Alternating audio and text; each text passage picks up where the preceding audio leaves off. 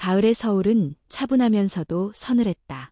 하늘은 구름으로 가득했고 바람은 한결같이 조용히 불어왔다. 강대현 회장의 장례식은 강가에 위치한 고급 저택에서 엄숙하게 진행되고 있었다. 초대형 재벌인 재성그룹의 수장이자 대한민국 경제계의 거목이었던 그의 마지막 날을 위해 수많은 조문객들이 발걸음을 옮기고 있었다. 저택 정문에는 흑색 정장을 입은 경호원들이 자리를 지키고 있었고 고요한 정원에는 백합과 국화가 줄지어 있었다. 저택 내부의 대형 홀에는 회장의 영정사진이 중앙에 놓여 있었고 그 아래에는 수십 개의 조화와 명패들이 줄을 이루고 있었다. 하지만 그 어떤 화려한 장식보다도 조문객들의 시선을 사로잡은 것은 한 소년의 등장과 그의 품에 안겨있는 한 아기의 존재였다. 소년의 이름은 민우였다. 낡은 후드티와 헌 운동화를 신고 머리는 흐트러졌으며 손에는 갓난아이가 조심스럽게 안겨 있었다. 누구도 그를 초대한 적 없었고 누구도 그가 누구인지 알지 못했다. 하지만 민우는 조용히 아주 단호하게 홀 중앙으로 발걸음을 옮겼다. 사람들의 시선이 그를 향해 쏟아졌다. 쟤는 누구야? 저 아이는 뭐지? 거지인가? 속삭이는 소리들이 점차 커졌다. 어떤 이는 불쾌한 표정을 지었고 어떤 이는 아이를 향해 경계의 눈빛을 보냈다. 그 순간 민우가 입을 열었다. 죄송합니다. 늦게 찾아왔습니다. 하지만 이 아이는 강대현 회장님의 친자입니다. 저는 약속을 지키러 왔습니다. 홀은 숨이 멎은 듯 조용해졌다. 민우의 음성은 떨렸지만 그의 눈빛은 흔들리지 않았다. 영정사진을 향해 깊은 눈빛으로 고개를 들었다. 곧이어 강 회장의 장남인 강지훈이 자리에서 벌떡 일어났다. 잘 다듬어진 정장을 입은 그의 얼굴은 붉게 상기되어 있었고 눈빛은 날카로웠다. 말도 안 되는 소리 하지 마. 지금 이 자리에서 뭐 하는 짓이야? 그는 고함쳤다. 하지만 민우는 고개를 숙이지 않았다. 품에 안긴 아기는 불안한 듯 칭얼거렸고 민우는 조심스럽게 아이를 달래며 말을 이었다. 이 아이의 어머니는 돌아가셨습니다. 그녀는 돌아가시기 전 저에게 말했습니다. 대현 씨를 찾아가라. 그분은 아기의 아버지다. 라고요. 저는 단지 그 약속을 지키러 온 것입니다. 현장에 있던 강 회장의 아내 한미경 여사는 입술을 굳게 다문 채 아무 말도 하지 않았다. 그녀의 눈빛은 날카롭고 냉정했으며 당장이라도 민우를 쫓아낼 것 같았다. 그러나 그녀는 조용히 고개를 돌려 법률 자문인 박준호 변호사를 불렀다. 박 변호사는 민우에게 다가가 차분한 목소리로 물었다. 소년, 이름이 무엇인가? 민우입니다. 장민우. 민우군, 증거는 있습니까? 강 회장님의 아이임을 증명할 자료 말입니다. 민우는 고개를 끄덕였다. 주머니에서 낡은 목걸이를 꺼냈다. 은색의 펜던트에는 D라는 이니셜이 각인되어 있었다. 이건 그분이 어머니에게 준 것입니다. 그리고 민우는 작은 봉투를 꺼냈다. 안에는 손글씨가 적힌 쪽지가 있었다. 혹시라도 아이가 날 찾는다면 나의 이름을 말하라. 강대현. 박 변호사는 봉투를 받아 한참을 들여다보더니 조용히 고개를 끄덕였다. 이 사안은 간단하지 않습니다.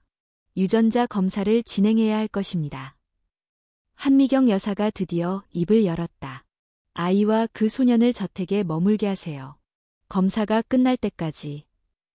강지훈은 분노에 찬 눈빛으로 어머니를 바라보았다.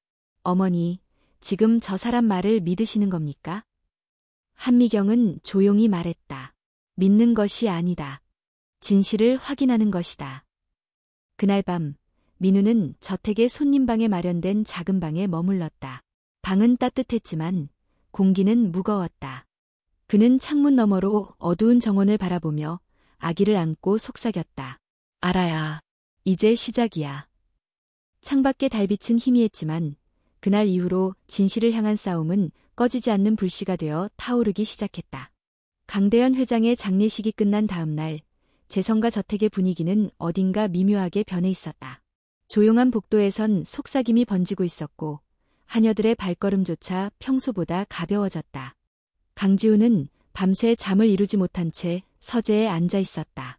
그의 손에는 유리잔과 위스키가 있었고 눈빛은 차가웠다. 이 모든 게 날 조일 수도 있어. 하지만 만약이란 건 무서운 법이지. 그는 작게 중얼이며 테이블을 두드렸다. 아버지의 죽음으로 인해 주도권을 쥔 건 자신이라 믿었던 순간 정체불명의 소년과 아기가 나타나 모든 것을 흔들어 놓았다. 반면 민우는 손님방 안에서 잠들지 못하고 있었다.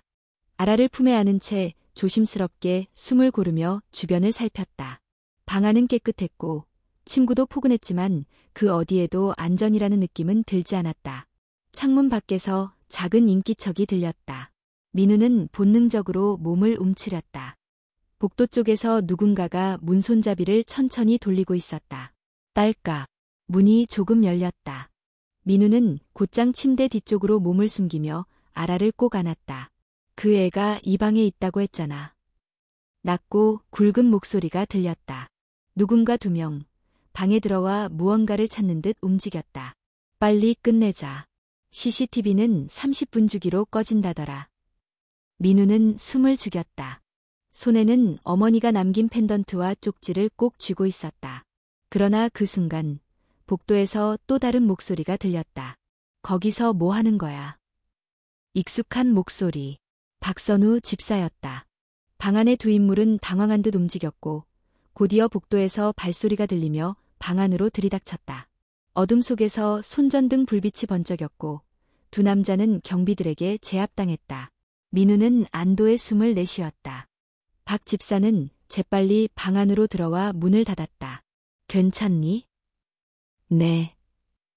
박 집사는 민우의 어깨를 부드럽게 잡았다. 이 집엔 널 반기는 사람만 있는 게 아니야. 조심해야 해. 하지만 나는 내 편이야. 민우의 눈이 흔들렸다. 정말 예전에 날 보호해 주신 분, 그게 아저씨였나요? 박 집사는 고개를 끄덕이며 조용히 웃었다. 그래. 너를 보육원에 데려다 준 그날 나는 기억해. 내가 쓰러졌을 때 회장님은 내 등을 쓰다듬으며 말했다. 야이는 살아야 해. 야이는 나처럼 어둠 속에 묻히면 안 돼. 민우는 말없이 아라를 내려다보았다. 작고 연약한 존재. 그 생명을 지키기 위해 그는 이 저택까지 온 것이었다. 다음 날 아침, 재성가 내부에서는 한미경 여사가 주재한 비공식 가족회의가 열렸다. 강지훈, 둘째 아들 강도윤, 딸 강유진, 그리고 몇몇 친인척이 참석했다. 그들은 전날 밤 있었던 침입 사건을 모두 알고 있었다. 이건 단순한 우연이 아닙니다. 강지훈이 말했다. 그 소년, 그 아이, 그리고 그들 뒤에 누군가가 있습니다. 우리는 흔들려서는 안 됩니다. 한미경은 조용히 그의 말을 들었다. 그녀의 눈빛은 여전히 냉정했지만 전날 밤받은 익명의 편지가 마음속에 파문을 일으키고 있었다. 편지에는 이렇게 적혀 있었다. 당신의 남편은 단 한 번도 아이를 외면하지 않았습니다. 그 아이가 피를 나눈 자식이라는 진실을 받아들이십시오. 강유진은 회의 도중 조심스럽게 말을 꺼냈다. 혹시 정말일 수도 있지 않나요? 민우라는 아이, 거짓말을 하는 것처럼 보이진 않았어요. 지우는 날카롭게 쏘아보았다. 그건 감정이야. 우리는 증거를 봐야 해. 이 회의는 결국 결론 없이 끝났다. 하지만 민우와 아라는 이 집안에, 이 가족에게 균열을 만들어내기 시작했다. 오후 늦게 박 변호사가 DNA 검사를 위한 서류의 사인을 받고 있었다. 검사 결과는 3일 뒤에 나올 예정이었다. 민우는 검사에 순순히 응했고 아라는 침을 채취할 때 잠깐 울었지만 금세 진정되었다. 그날 저녁 민우는 정원에 앉아 있었다. 저 멀리 재성저택의 불빛이 반짝였다. 마치 감시하듯. 그는 펜던트를 꺼내 바라보았다. 엄마, 내가 잘하고 있는 거겠지? 그의 옆으로 누군가가 다가왔다. 강유진이었다. 혼자 있어도 괜찮아. 그녀가 조용히 물었다. 민우는 놀랐지만 고개를 끄덕였다. 나는 너를 믿고 싶어. 유진은 말하며 벤치에 앉았다. 우리 아버지는 완벽한 사람은 아니었지만 적어도 사람을 아끼는 마음은 있었어.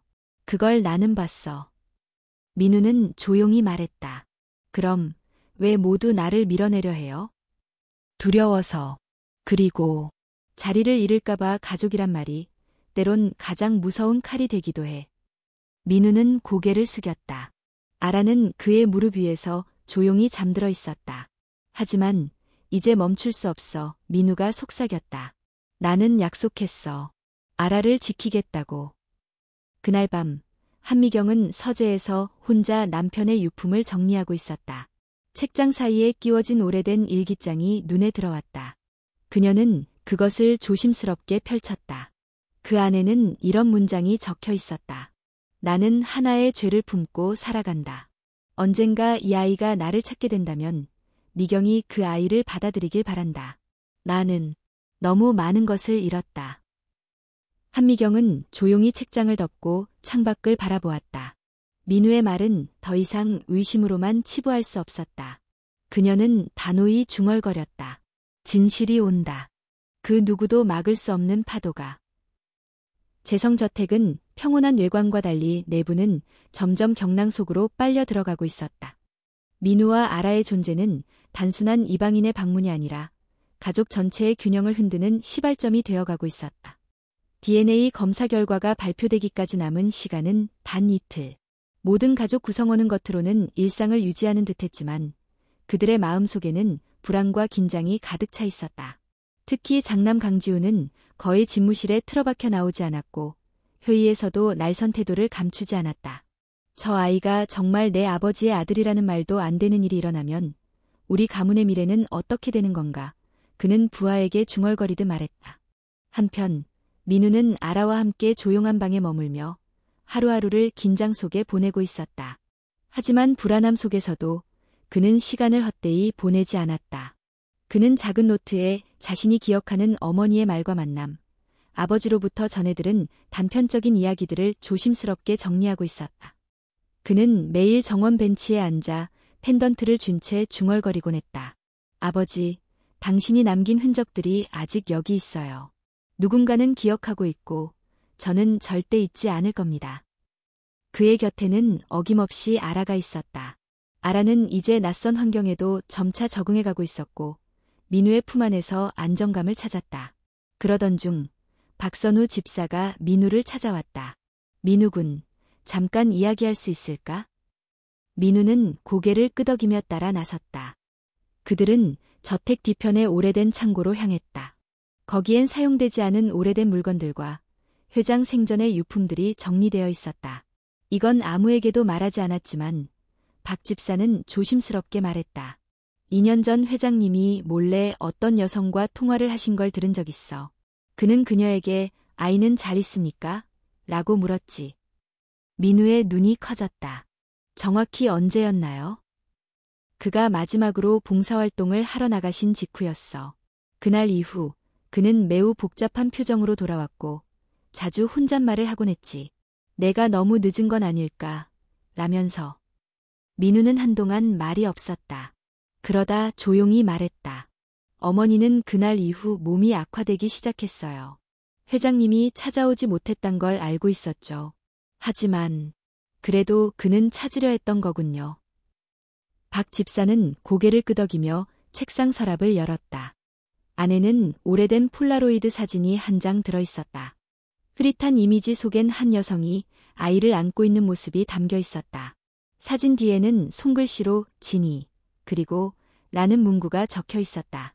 이게 너의 어머니일 가능성이 커, 박 집사는 말했다. 민우는 사진을 받아들며 손가락으로 사진 속 인물의 윤곽을 더듬었다. 눈가에 물기가 맺혔다. 맞아요. 이분이에요.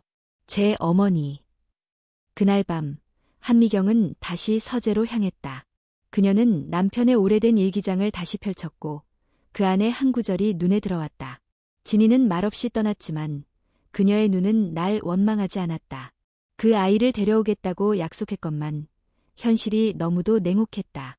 미경이 이 진실을 알게 된다면 나를 증오할지도 모르지만 언젠가 누군가는 이 아이를 데려올 것이다. 그녀는 책장을 덮으며 깊은 한숨을 내쉬었다. 마음 한구석에서 스멀스멀 죄책감이 피어오르기 시작했다. 그 순간 복도에서 조심스러운 노크 소리가 들렸다. 어머니, 강유진이었다. 들어오렴. 유진은 방에 들어오자마자 조심스레 말했다. 민우. 그 아이에게서 거짓말하는 기색은 느껴지지 않아요. 한미경은 딸을 바라보며 고개를 끄덕였다. 그래. 나도 이제는 그 아이가 거짓을 말하고 있지 않다는 생각이 들어. 그럼 왜 아무에게도 말씀하지 않으세요? 지금은 때가 아니야. 진실은 시간이 오면 모두를 스스로 향해 다가오게 되어 있어. 다음 날 예상치 못한 방문객이 저택에 도착했다. 재성그룹의 감사팀장이자 강 회장 생전의 최측근이었던 윤태석 부장이었다. 박 변호사님, 드릴 말씀이 있습니다. 윤 부장은 비밀스럽게 박 변호사를 불러 한 장의 서류를 내밀었다. 그 서류는 바로 강 회장이 생전 병원에 남긴 비공식 유언으로 확인되었다. 정식 공증은 되어 있지 않았지만 그의 필체와 서명이 뚜렷했다. 본인이 사망한 이후 만일 장민우 또는 진희의 자녀가 나타날 경우 해당 아이에 대한 책임을 지고 보호와 지원을 보장한다. 이 서류는 민우의 주장에 더욱 힘을 실어주는 결정적 단서였다. 박 변호사는 긴장된 표정으로 서류를 넘겨 읽으며 말했다. 이제는 더 이상 무시할 수 없습니다. 검사 결과가 나오는 순간 이 진실은 모든 것을 바꿔놓게 될 것입니다. 그리고 바로 그날 밤 강지우는 자신의 비서에게 지시했다. 그 DNA 결과 조작할 수 있는지 알아봐. 무슨 수를 써서라도. 재성가 저택의 아침은 고요했지만 그 고요함 이면에는 긴장과 불신이 팽배해 있었다. 민우는 밤새 잠을 이루지 못했다. 박 집사에게서 받은 사진과 윤태석 부장이 전달한 유언서 복사본을 품에 안고 그는 창문 밖을 멍하니 바라보고 있었다. 곧 진실이 밝혀질 거야. 하지만 그 전에 또 어떤 벽이 날 막아설까. 그의 속삭임은 공허한 공기 속으로 흩어졌다. 아라는 여전히 곤히 자고 있었고 민우는 그 작은 존재의 온기에 마지막 용기를 걸고 있었다. 한편 강지우는 자신만의 방법으로 상황을 통제하려 하고 있었다. 그의 비서는 조심스레 보고를 했다. 회장님, DNA 검사는 국립의료원에서 진행되기 때문에 내부 조작은 쉽지 않습니다. 다만 검사 결과 전달 전에 영향을 줄 수 있는 경로를 찾고 있습니다. 시간이 없어. 지우는 이를 악물었다.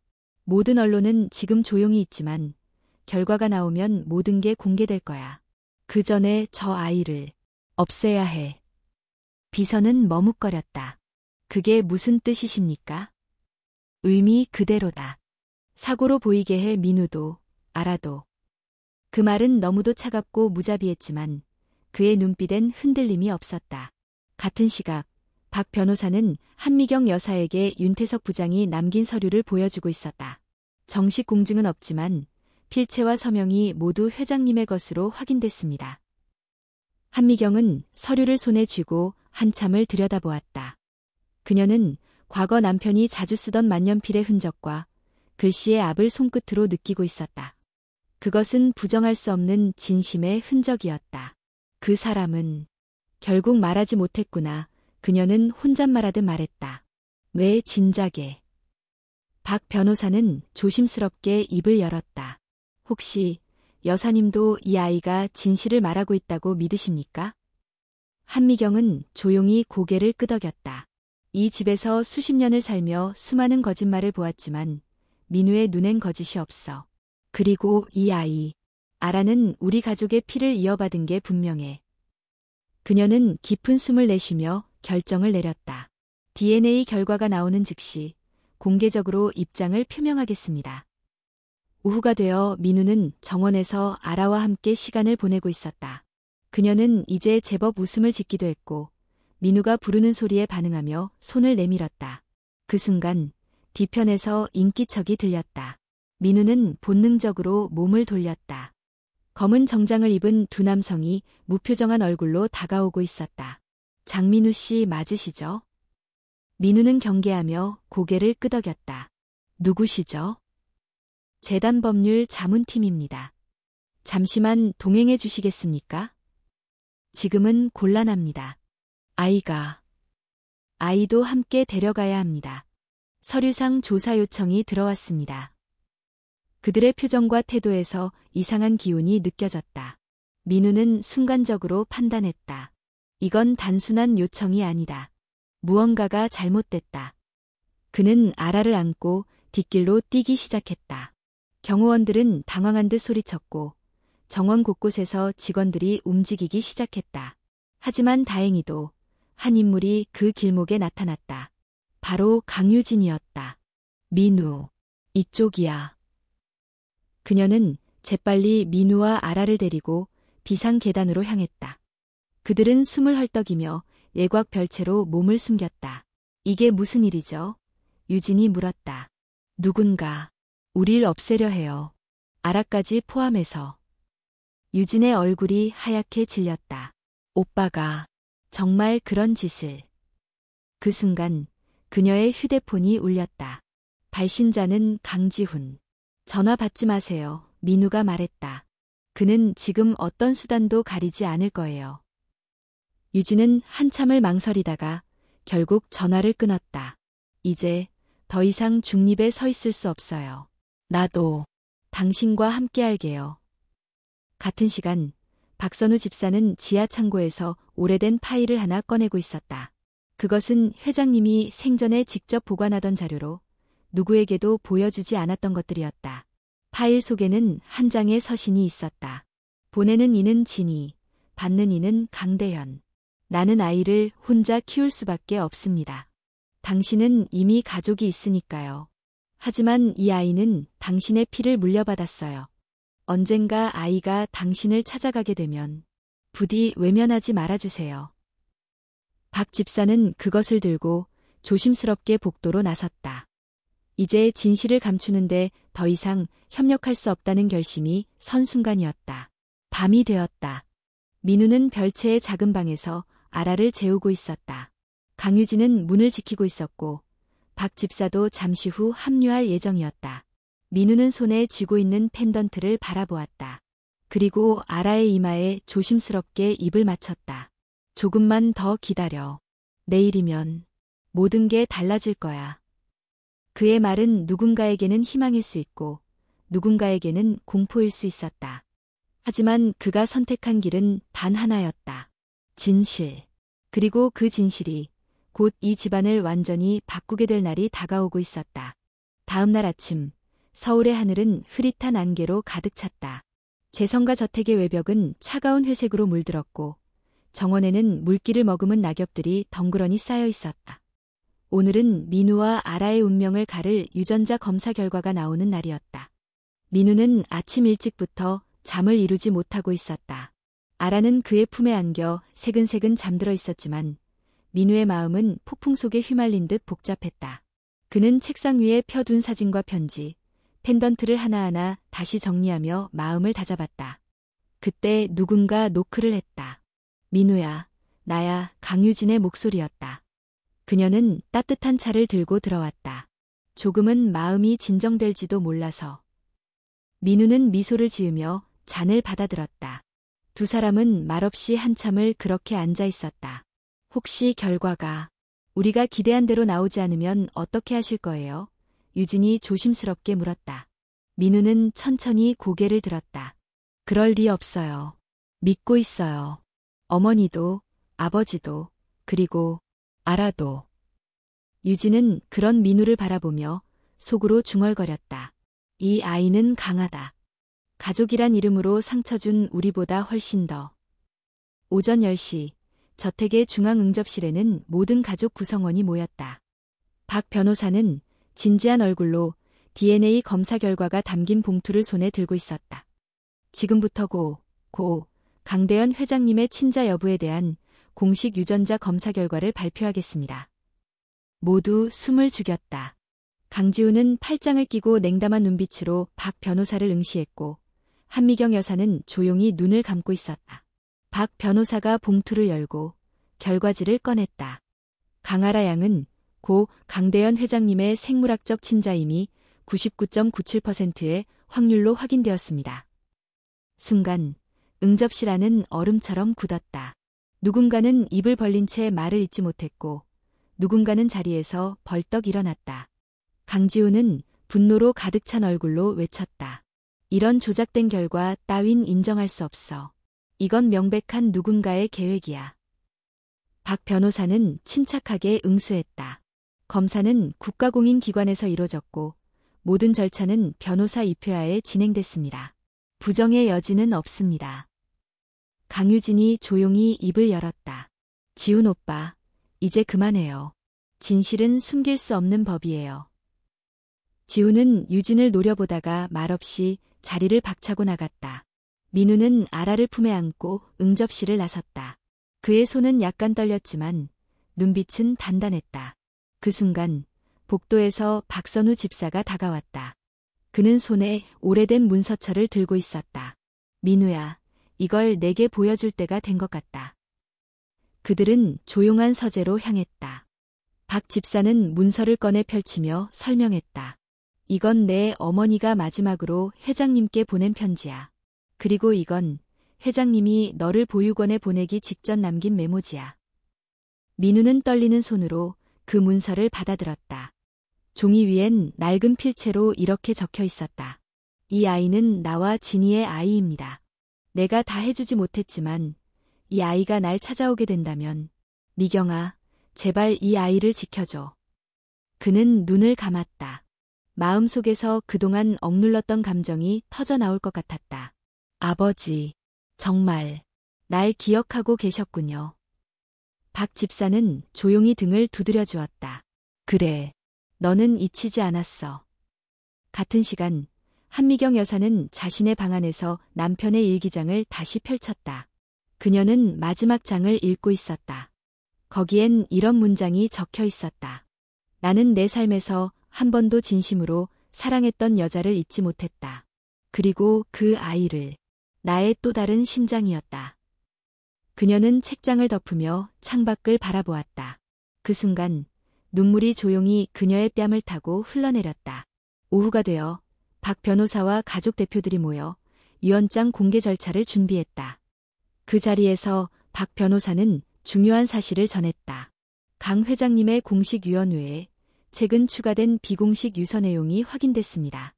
강아라 양이 친자임이 확인될 경우 전체 자산의 일부는 그녀에게 분배되며 후견인으로 장민우 군이 지정됩니다. 그 말에 저택 내부는 또다시 술렁였다. 강도윤은 분노를 억누르지 못한 채 책상을 내려쳤다. 그 아이가 여기에 온 건 다 이 유산 때문이었군. 역시. 하지만 유진이 단호히 끼어들었다. 그 아이는 단 한 번도 돈을 요구하지 않았어요. 민우는 계속 말했죠. 나는 다만 이 아이가 가족으로 받아들여지길 바란다고. 그때 한미경 여사가 조용히 자리에서 일어났다. 유산이 뭐가 중요합니까? 그 아이는 우리 가족의 피를 이어받은 아이입니다. 누구보다 먼저 제 손으로 받아들이겠습니다. 모두가 그녀를 바라보았다. 그 냉정하고 완고하던 여사의 눈빛엔 처음으로 어머니의 표정이 서려 있었다. 저녁 무렵 민우는 정원 한켠에서 조용히 앉아 있었다. 아라는 그의 무릎에서 평화롭게 잠들어 있었고 손엔 강 회장이 남긴 편지와 펜던트가 쥐어져 있었다. 그의 곁에 유진이 다가왔다. 그녀는 살짝 웃으며 말했다. 이제 조금은 편해졌지? 민우는 고개를 끄덕이며 속삭였다. 그래도 끝난 건 아니에요. 아직 누군가는 우릴 받아들이지 않을 거예요. 그러면 우리가 바꾸면 되죠. 가족이란 건 때로는 만들어가는 거니까. 그녀의 말에 민우는 미소를 지었다. 저 멀리서 찬란한 노을이 저택을 비추고 있었다. 그것은 무너진 진실 위에 서서 피어난 새로운 시작의 빛이었다. 재성과 저택의 밤은 유난히 조용했다. 그러나 그 고요함 속에는 바닥을 타고 흐르는 긴장감이 숨쉬고 있었다. 유전자 검사 결과와 유언장의 공개는 분명 진실의 큰 승리였지만 모든 것이 해결된 것은 아니었다. 강지훈은 자신의 방 안에서 두 손으로 머리를 감싸고 앉아 있었다. 책상 위엔 부친의 유서 복사본과 민우의 사진, DNA 결과서가 어지럽게 흩어져 있었다. 그는 분노와 좌절, 불신이 뒤엉킨 표정으로 중얼거렸다. 아버지는 도대체 왜 그랬던 거지? 왜 나한테 아무 말도 없이, 왜 그런 아이를? 그는 한순간 허탈하게 웃더니 갑자기 얼굴을 일그러뜨렸다. 그 눈빛은 더 이상 슬픔이 아닌 증오였다. 좋아. 그럼 내가 모든 걸 되돌려 놓겠어. 내 손으로. 한편 민우는 아라와 함께 여전히 손님용 별채에 머물고 있었다. 박선우 집사의 권유로 좀 더 넓고 안전한 방으로 옮겼지만 민우는 경계를 풀지 않았다. 밤이 깊어지자 민우는 아라를 재운 후 몰래 방을 나섰다. 그는 회장의 서재로 향하고 있었다. 그곳에는 아직 밝혀지지 않은 무언가가 있다고 믿고 있었다. 아버지의 책상과 일기, 편지들 사이에 또 다른 단서가 숨어 있을지도 모른다는 생각이었다. 서재 문을 조심스럽게 열자 어둠 속에서 희미한 조명이 켜졌다. 그는 숨을 죽이며 책장을 하나하나 넘기기 시작했다. 몇 시간에 걸친 탐색 끝에 민우는 책상 아래 비밀 서랍을 발견했다. 키가 없었지만 얇은 금속 펜을 이용해 조심스럽게 열자 안에는 작은 나무 상자가 있었다. 그 상자 속에는 오래된 녹음기가 들어있었다. 민우는 재생 버튼을 눌렀다. 진이야. 내가 이 녹음을 남기는 이유는 내가 다시 돌아오지 않을 수도 있기 때문이야. 아라는 내 딸이야. 분명한 내 피다. 미경에게 말하지 못한 건 그 아이를 보호하기 위해서였어. 내가 없는 세상이라도 누군가는 진실을 지켜줘야 하니까. 그 순간 민우는 눈을 감았다. 가슴 깊은 곳에서 뭔가가 풀어지는 듯한 감정이 밀려왔다. 이제 더는 의심하지 않아도 된다는 확신. 아라는 강대현 회장의 딸이며 자신은 그녀의 지킴이라는 사명 아래 이곳에 선 것이었다. 같은 시각 강지우는 저택 뒤편의 별채를 향해 조용히 발걸음을 옮기고 있었다. 손에는 얇은 칼이 쥐어져 있었고 눈빛은 무섭도록 어두웠다. 그가 택한 방법은 사고로 위장된 제거였다. 그러나 그가 별채 현관에 다다르기도 전에 어둠 속에서 누군가가 그를 막아섰다. 지훈 씨, 이 시간에 어디 가시는 겁니까? 그 목소리는 박선우 집사의 것이었다. 손에는 손전등이 들려 있었고 그는 서늘한 눈으로 지훈을 바라보았다. 지훈은 잠시 멈칫하더니 억지 미소를 지었다. 그냥 산책 좀 하려던 참이었습니다. 산책에 칼이 왜 필요하십니까? 지훈은 놀란 듯 칼을 뒤로 숨겼다. 그러나 이미 늦었다. 박 집사는 무전기를 꺼내 누군가에게 연락을 취했다. 감시 카메라를 확인하세요. 장남이 별채 근처에 접근 중입니다. 무장 경비 동원 요청합니다. 지훈은 결국 체념한 듯 이를 악물고 돌아섰다. 끝까지 날 적으로 돌리시겠다는 거군요. 나는 적이 아닙니다. 회장님의 뜻을 지키는 사람일 뿐. 다음 날 아침 해가 저택을 밝히자 저택 안팎에는 또 다른 변화가 시작되고 있었다.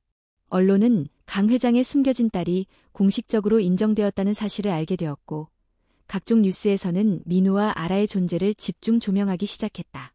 재성그룹, 비공개 유언 속달 존재 밝혀져. 강 회장, 생전 숨겨온 가족. 후계 구도 재편되나? 기자들은 저택 앞에 진을 치기 시작했고 가족들은 외부 노출을 피하며 몸을 낮췄다. 하지만 민우는 뒤로 숨지 않았다. 그는 정원 앞에서 기자들을 향해 조용히 말했다. 저는 단지 제 여동생이 그녀의 이름과 존재를 지닌 채 살아가길 원했을 뿐입니다. 재산도 명예도 아닙니다. 단지 진실을 원했을 뿐입니다. 그의 말은 곧바로 기사로 전해졌고 대중은 그 진정성에 많은 지지를 보내기 시작했다. 한편 회장 장례식 이후 계속 조용히 지내던 막내 아들 강도윤은 자신만의 결정을 내렸다. 그는 박 변호사를 찾아가 말했다. 제가 법적 절차를 따르겠습니다. 회장님의 뜻이 그렇다면 아라 양을 받아들이는 것이 가족으로서의 책임입니다. 그의 결심은 나머지 가족 구성원에게 적잖은 충격을 주었고 강유진은 형을 바라보며 말없이 고개를 끄덕였다. 점점 가족 구성원들이 마음을 돌리기 시작한 것이다. 단 한 사람, 강지훈을 제외하고 민우는 아라를 안고 다시 회장의 서재로 향했다. 거기서 그는 마지막 유품이라 믿어지는 작은 상자를 하나 더 발견했다. 상자 안에는 어린 시절 자신의 사진 한 장과 민우라는 이름이 쓰인 메모가 함께 있었다. 어릴 적 내가 이미 회장님의 곁에 있었던 거야. 그는 숨이 막히는 듯한 감정에 휩싸였다. 어쩌면 아라는 유일한 딸이 아니었는지도 몰랐다. 그 순간 박 집사가 조용히 문을 열고 들어왔다. 민우아, 너와 관련된 또 다른 사실이 조만간 드러날지도 모르겠구나. 박선우 집사의 말은 민우의 심장을 조여왔다. 또 다른 사실이라뇨? 민우는 숨을 죽인 채 물었다. 박 집사는 잠시 말없이 민우를 바라보다가 조용히 고개를 끄덕였다. 내 어머니 진희 씨가 회장님께 남긴 마지막 편지가 있어.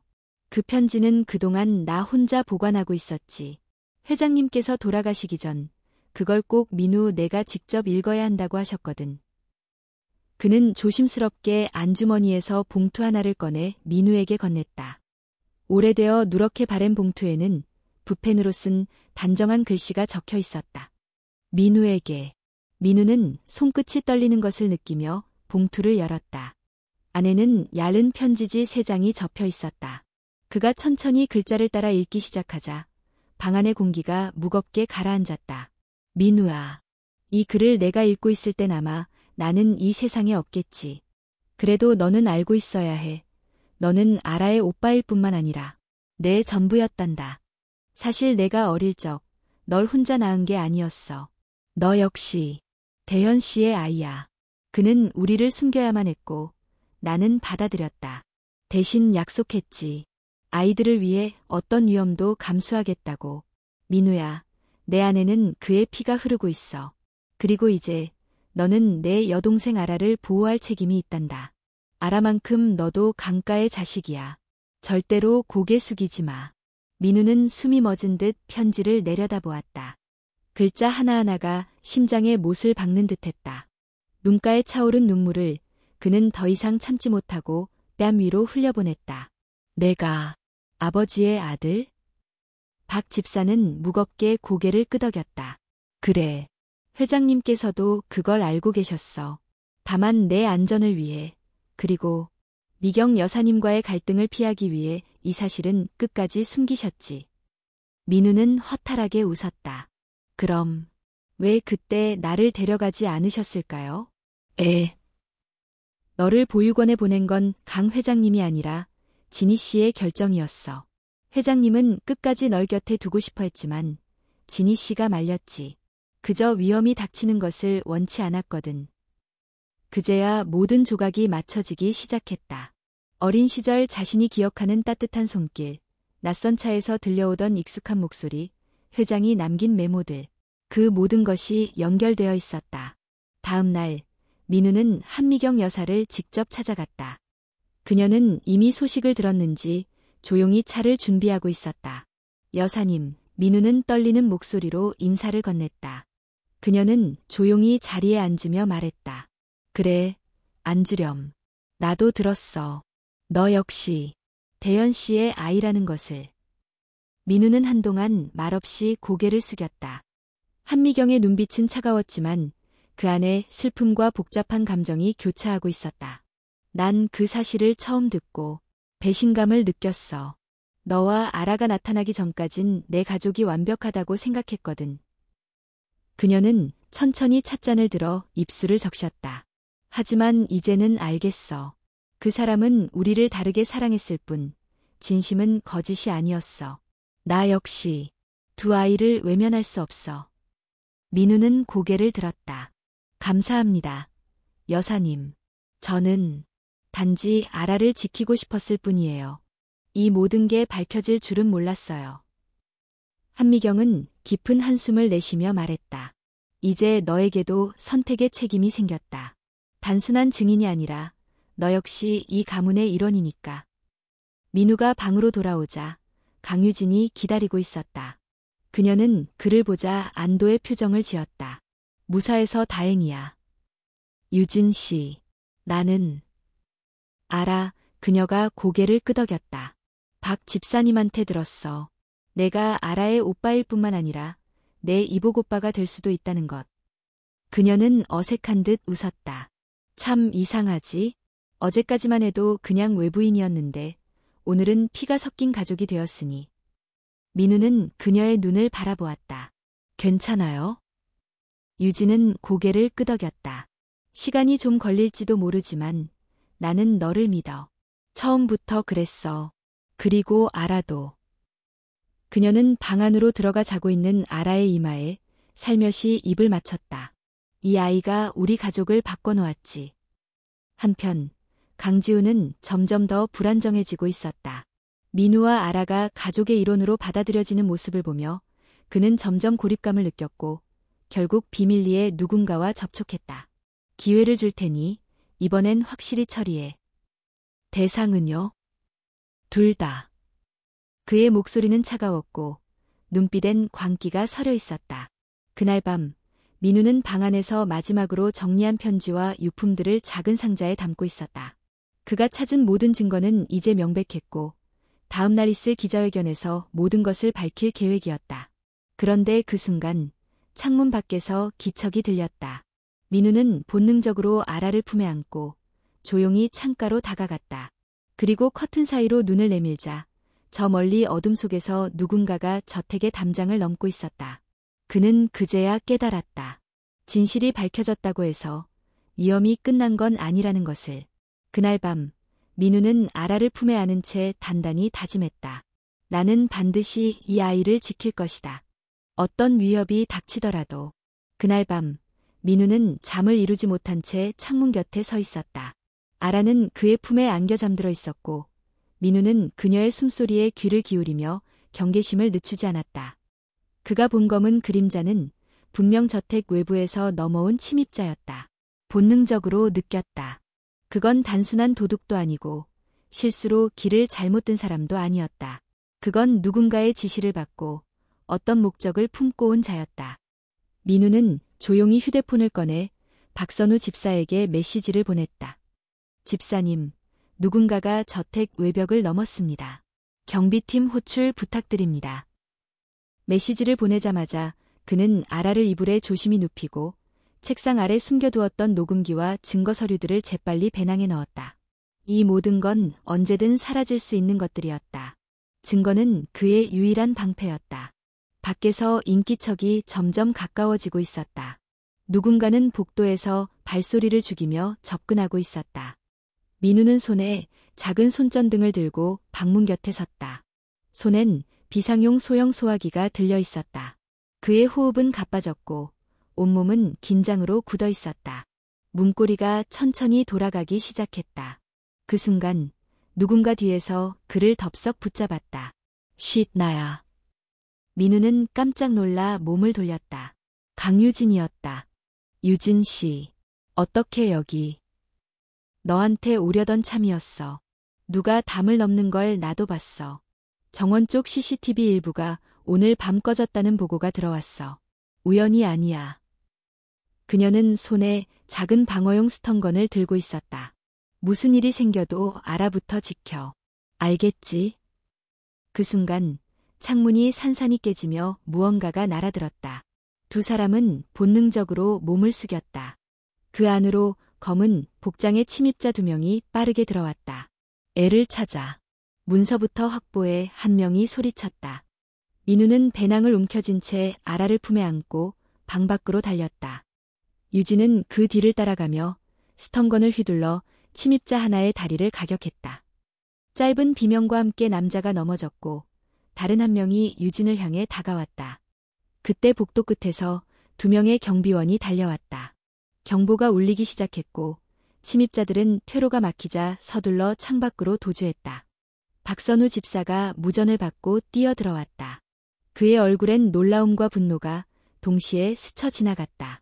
민우야, 괜찮냐? 아라는? 무사해요. 다행히도. 그 순간 유진이 벽에 기대앉아 한쪽 팔을 부여잡고 있었다. 민우가 다가가자 그녀는 고개를 끄덕이며 말했다. 괜찮아. 살짝 긁힌 것뿐이야. 그보다 너희는 어서 더 안전한 곳으로 가야 해. 박 집사는 민우와 아라, 그리고 유진을 데리고 저택 지하의 비밀 방공호로 향했다. 이곳은 회장 생전 위급 상황에 대비해 만든 공간으로 가족 외에는 거의 존재 자체도 알려지지 않은 장소였다. 방공호 안은 생각보다 아늑했고 최소한의 침구와 식수, 응급키트가 갖춰져 있었다. 당분간은 여기가 제일 안전할 거야. 박 집사는 말하며 문이 잠금 장치를 확인했다. 지금부터는 내가 직접 경비팀과 함께 감시를 강화할 거다. 더 이상은 당하지 않겠어. 민우는 침묵 속에 앉아 아라를 품에 안았다. 그녀는 그 소란 속에서도 거의 울지 않고 민우의 품 안에서 조용히 눈을 감고 있었다. 유진은 그의 옆에 앉아 작은 한숨을 내쉬었다. 이렇게까지 할 줄이야. 설마 우리 가족 중 누군가가 이런 짓을 지시했다는 게 믿기지 않아. 지훈 씨, 겠죠? 민우는 조용히 말했다. 유진은 아무 대답도 하지 않았다. 하지만 그녀의 눈빛이 모든 걸 말해주고 있었다. 이튿날 아침, 박 변호사는 가족회의를 소집했다.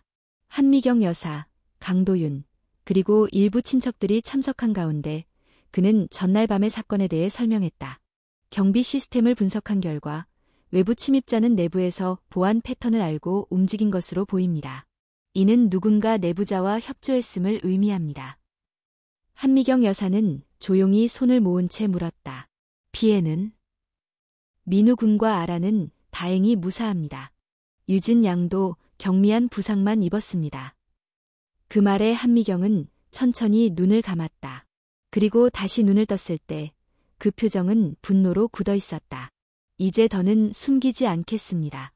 이 집안에 누구든 또다시 손을 대려 한다면 직접 경찰에 수사 의뢰를 하겠습니다. 강지훈은 그 회의의 모습을 드러내지 않았다.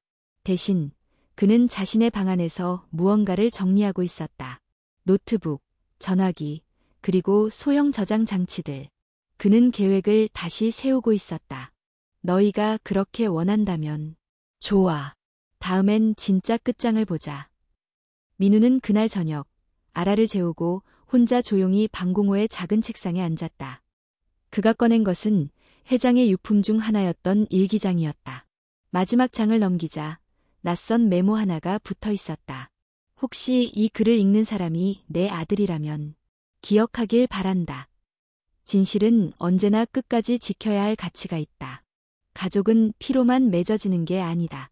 책임과 믿음으로 만들어지는 것이다. 그는 펜을 들어 자신의 노트에 이렇게 적었다. 나는 내 동생을 지킬 것이다. 그리고 이 가족이 더 이상 거짓 위에 서 있지 않도록 끝까지 싸울 것이다. 그의 손끝은 굳건했고 눈빛은 더 이상 흔들리지 않았다. 이제 마지막 국면으로 나아갈 시간이었다. 재성과 저택은 평소보다 더욱 무거운 침묵에 휩싸여 있었다. 전날 밤 침입 사건 이후 경비 시스템은 전면적으로 교체되었고 경찰도 저택 주변을 순찰하기 시작했다. 한미경 여사는 직접 지시해 모든 가족 구성원에게 출입 기록과 위치 보고를 의무화했다. 하지만 진짜 폭풍은 아직 다가오지 않았다. 그날 아침 박 변호사는 회장 생전 녹음해둔 영상 유언을 모든 가족 앞에서 공개하기로 결정했다.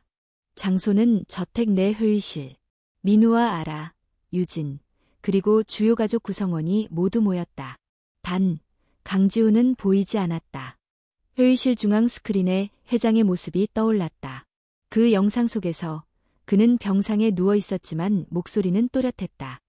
이 영상을 보는 사람들 중 일부는 나를 이해하지 못할 수도 있다. 하지만 나는 내가 사랑했던 사람들과 내 아이들을 위해 이 결정을 내렸다. 나는 2명의 자식을 남겼다. 하나는 정실의 아들 지훈, 그리고 또 하나는 진이에게서 태어난 민우다. 민우는 내 피를 이어받은 아들이며 그의 동생 아라 역시 내 딸이다. 나는 이 두 아이가 세상에서 외면당하지 않기를 바란다. 영상 속 회장은 눈을 감고 한참을 머뭇거리다 말을 이었다. 가족이란 이름으로 서로를 해치는 일이 없기를 바란다. 나의 유산은 분열이 아닌 회복을 위한 씨앗이 되길 원한다. 영상이 끝났을 때 회의실은 침묵에 빠졌다. 모든 시선이 민우와 아라에게 쏠렸다. 박 변호사는 천천히 자리에서 일어나 말했다. 이 영상은 강 회장께서 법적 효력을 갖추기 위해 녹화하신 것으로 변호사 입회하에 정식으로 보관된 자료입니다. 이제 유언장과 이 영상에 따라 강민우 군과 강아라 양은 법적으로 강가의 상속자로 인정됩니다. 순간 일부 친척들이 웅성거리기 시작했다. 어떤 이는 자리를 박차고 나갔고 어떤 이는 얼굴을 감싸며 눈물을 흘렸다. 그러나 민우는 그 자리에 그대로 앉아 있었다. 그는 눈을 감고 한동안 아무 말도 하지 않았다. 모든 의심이, 모든 고통이 마침내 벗겨지는 순간이었다. 그는 조용히 눈을 떴다. 그리고 작은 목소리로 말했다. 감사합니다. 아버지. 그 시각 강지우는 저택에서 멀지 않은 외부 사무실에서 전화를 걸고 있었다. 상대는 그의 오래된 사업 파트너이자 몇 차례 어두운 거래를 함께했던 인물이었다. 지금이야. 지금이 아니면 늦어. 기자회견이 시작되기 전에 모든 자료를 흘려 민우의 과거, 진희의 신분, 그리고 아라의 출생에 관한 미확인 정보까지 전부. 언론이 휘몰아치면 그들은 견디지 못할 거야. 상대는 망설였다. 하지만 증거가 부족해. 그저 추측성 루머일 뿐이야. 그거면 돼. 중요한 건 진실이 아니라 파문을 일으키는 거야. 강지훈의 눈빛은 더 이상 이성을 담고 있지 않았다. 그는 잃은 모든 것을 되찾기 위해 마지막 도박을 시작한 것이었다. 같은 시각 민우는 방공호에서 박 집사와 함께 마지막 유품 정리를 하고 있었다. 그 가운데 박 집사가 조심스럽게 꺼낸 봉투 하나가 있었다. 이건 회장님께서 생전 민우 군이 어른이 되었을 때만 전해달라고 부탁하신 겁니다. 민우는 조심스럽게 봉투를 열었다. 안에는 손으로 직접 쓴 유언처럼 보이는 한 장의 종이와 작은 사진 한 장이 있었다. 민우아, 내가 이 글을 읽고 있다면 나는 너를 자랑스러워하고 있을 거란다. 아버지로서 해줄 수 있는 게 많지 않았지만 너는 나의 희망이었단다. 그리고 아라는 우리 가족이 다시 하나가 될 수 있는 기회다. 사진은 세 사람 강대현, 진희, 그리고 아기 민우가 함께 웃고 있는 모습이었다. 민우는 사진을 가슴에 안고 조용히 눈을 감았다. 오후가 되자 재성그룹 측은 공식 기자회견을 열었다. 장소는 서울 시내의 고급 호텔 연회장. 수많은 취재진이 몰려들었고 언론은 이날을 재성가의 새 시작이라 부르기 시작했다. 기자회견장에는 박 변호사, 한미경 여사, 민우와 유진, 도윤 등이 함께 등장했다. 아라는 행사장 뒤편, 전담 간호사와 함께 대기하고 있었다. 박 변호사가 발표를 시작했다. 오늘 우리는 강 회장님의 유언을 존중하며 그의 숨겨진 가족과 진실을 세상에 밝히고자 합니다. 강민우 군과 강아라 양은 회장님의 친자이며 이에 따라 법적 절차가 모두 완료되었음을 공표합니다. 기자들의 질문이 쏟아졌지만 박 변호사는 하나하나 침착하게 대응했다. 민우 역시 마이크 앞에 섰다. 저는 이 자리에 욕심이 아닌 진실을 안고 섰습니다. 아라가 우리 가족으로 세상 속에서 자신의 이름으로 당당히 살아가기를 바랍니다. 그의 말이 끝나자 기자들 사이에서는 잠시 정적이 흘렀다. 그리고 이내 수많은 셔터 소리와 함께 박수가 일었다. 일부 언론은 그 자리에서 민우를 재성가의 새로운 바람이라 칭했다. 그러나 기자회견이 끝나기도 전에 온라인상에는 익명의 계정에서 민우와 진희에 대한 루머가 급속도로 퍼지기 시작했다. 민우는 과거 전과자였다. 진희는 사기꾼이었다. 아라는 위조된 DNA로 회장 자산을 노린 것이다. 같은 자극적인 제목의 글들이 속속 올라왔다. 민우의 휴대폰에 알림이 쏟아졌고 유진은 급히 노트북으로 상황을 확인했다. 지훈이야. 이건 분명히 지훈 오빠가 흘린 거야. 괜찮아요. 민우는 고개를 끄덕였다. 진실은 다시 증명할 수 있어요. 그가 퍼뜨리는 건 거짓일 뿐입니다. 하지만 민우는 알고 있었다. 이건 단순한 여론전이 아니었다. 명예를 무너뜨리려는 마지막 공격이었다. 그는 눈을 감고 스스로에게 말했다. 끝까지 가자. 아라와 내가 지켜야 할 진실이 있으니까. 재성그룹의 기자회견이 끝난 지 이틀이 지났다. 그러나 진실이 드러났다고 해서 모든 문제가 끝난 것은 아니었다. 익명의 계정에서 퍼뜨린 루머는 온라인을 뜨겁게 달구었고 몇몇 언론은 선정적인 제목으로 민우와 아라를 몰아세우기 시작했다. 친자 인정된 민우, 과거 전과자 의혹. 강 회장의 자녀 주장한 두 남매, 유전자 조작 가능성 제기대. 가짜뉴스는 빠르게 확산되었고 민우는 다시금 여론의 벼랑 끝에 몰렸다. 박선우 집사는 민우를 따로 불러 조용히 말했다. 이대로는 안 되겠어. 우리가 먼저 선수를 쳐야지. 무슨 말씀이신가요? 지금 이 루머를 만들어 퍼뜨린 사람의 실체를 찾아야 해. 그래야 끝장낼 수 있어. 그리고 그 사람이 누구인지 사실 우리는 알고 있잖니. 민우는 고개를 끄덕였다. 강지훈. 그는 지금껏 은밀하게 움직여왔고 겉으로는 모습을 드러내지 않았지만 모든 조작의 배후라는 사실은 명백했다. 박 집사는 조용히 USB 하나를 꺼냈다. 이 안에 지훈이 외부 조작팀과 주고받은 통화 기록, 그리고 루머 유포를 의뢰한 증거가 들어있다. 누군가 내부 보안 시스템을 복구하면서 수집한 자료야. 민우는 USB를 받아주며 말했다. 이걸 어떻게 쓰죠? 공개하지 마라. 대신 검찰에 넘겨. 우리가 싸우는 상대는 단지 명예가 아니야. 이제는 법이다. 다음 날 민우는 서울지검에 정식으로 고소장을 제출했다. 허위사실 유포, 명예훼손, 사문서 위조 의혹, 불법 정보 유출까지. 자료는 충분했고 박 변호사의 도움으로 탄탄하게 준비됐다. 그 소식은 곧 언론에 보도되었고 여론은 급격히 반전되기 시작했다. 민우, 허위 루머 배후 강지훈 고소. 정당한 대응 시작한 친자 상속자. 진실은 밝혀질까? 강지훈은 검찰의 출석 요구를 받자 분노에 찬 채 집무실을 박차고 나갔다. 그가 출입하던 외부 사무실은 폐쇄되었고 공모했던 브로커들 중 일부는 이미 도주 중이었다. 자기가 믿었던 동업자들은 하나둘 그를 배신하고 입을 열기 시작했다. 강지훈은 결국 잠적했고 가족들조차 그의 위치를 알지 못했다. 며칠 뒤 검찰은 강지훈에 대한 체포영장을 발부했다.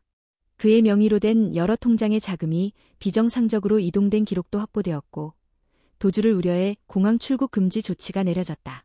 그날 밤 민우는 아라와 함께 다시 저택 정원에 섰다. 그동안 억눌려왔던 모든 감정이 허공을 맴돌았다. 별이 총총한 밤하늘 아래 아라는 민우의 손을 꼭 잡고 물었다. 오빠, 이제 다 끝난 거야.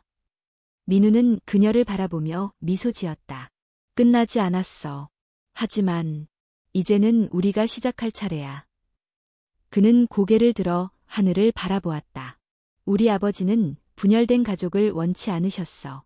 우린 다시 하나가 되어야 해. 아라도, 나도, 유진이도, 도윤이 형도. 아라는 천천히 고개를 끄덕였다. 응, 우리 진짜 가족이 될 수 있을까? 될 수 있어. 아니, 반드시 그렇게 될 거야. 그 후 몇 주간 민우는 강지훈 관련 수사에 성실히 협조했다. 유진은 언론 대응과 내부 경영 문제를 도윤과 함께 도맡아 처리하며 민우와 아라가 외부의 비난으로부터 벗어날 수 있도록 노력했다. 한미경 여사는 점점 민우와 아라를 가족으로 받아들이기 시작했다. 그녀는 민우에게 조용히 말했다. 내가 없었다면 아라는 끝내 어둠 속에 있었을 거야. 그리고 나도 내 남편의 진짜 유산이 뭔지 몰랐겠지. 민우는 미소 지으며 대답했다. 전 여사님의 가족으로 받아들여질 수 있게 되어 기쁩니다. 하지만 아직 할 일이 많습니다. 그는 회장의 뜻을 실현하기 위해 유산 일부를 청소년 보호재단 설립에 기부하기로 결정했다. 이름은 강희망재단. 아버지 강대현의 이름과 그가 남긴 희망을 이어가고자 하는 마음에서 비롯되었다. 이 소식은 사회적으로 큰 반향을 불러일으켰다. 한때 논란의 중심에 있었던 민우는 이제 새로운 세대의 상속자로서 책임과 공익을 강조하는 인물로 다시 조명받기 시작했다. 몇 달 후 봄의 시작을 알리는 따뜻한 햇살이 저택을 감쌌다. 재성가의 정원은 다시 활기를 찾았고 아라는 처음으로 정식 가족으로서의 생일을 맞았다. 민우는 가족들과 함께 작은 생일 파티를 준비했다. 박 집사, 유진, 도윤, 한미경 여사까지 모두가 함께 웃고 있었다. 그 자리에서 민우는 아라의 손을 잡고 조용히 말했다. 이제 너는 더 이상 숨을 필요도 두려워할 필요도 없어. 그럼 우리 진짜 가족이 된 거야? 민우는 고개를 끄덕이며 대답했다. 그래. 이제부터는 우리가 지켜나갈 차례야. 아라는 해맑게 웃었다. 그리고 그 웃음은 민우의 가슴 속에 오래도록 따뜻한 햇살처럼 남았다. 그리고 그날 밤 민우는 회장의 서재로 조용히 들어갔다. 책상 위에는 회장의 마지막 사진이 놓여 있었다. 민우는 그 앞에 가볍게 고개를 숙이며 조용히 말했다. 아버지, 약속 지켰어요. 아라를 지켰고 진실을 밝혔고 가문을 지켰습니다. 그는 사진 옆에 작은 메모지를 꺼내 남겼다. 피는 진실을 가리킬 수 있지만 가족은 마음으로 완성됩니다. 민우는 조용히 문을 닫고 서재를 나섰다. 바람이 불고 있었고 창밖에는 봄의 꽃망울이 피기 시작하고 있었다. 이제 진정한 가족의 이야기가 시작되려 하고 있었다.